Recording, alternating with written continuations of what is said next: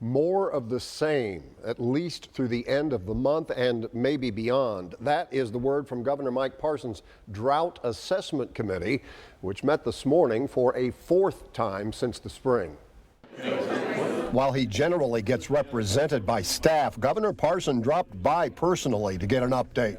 Himself the operator of a family farm, the governor has felt the effects of the summer drought like everyone else. Me and my son kind of do some things together. I mean, he was feeding hay in July. That's never a good scenario. Parson means cattle should be grazing on feed grasses until winter, but that resource disappeared early. We got some rain in August, which was very helpful, but we are a long way from getting out of this drought. Okay, recent precipitation over the National Weather Service says the situation is better now than it was in June, with much less land under extreme drought conditions.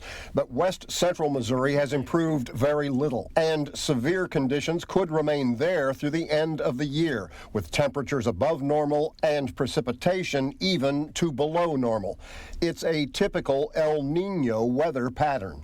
We've seen some extraordinarily wet Decembers. In 1982 and in 2015, you might remember, we had record-setting flooding across Missouri during El Nino years.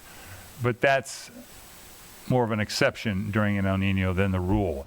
The governor says the administration remains committed to providing the resources necessary to manage the situation. There's no magic answer that government's going to have to the weather. You know, the reality of it is it's just what we have to deal with.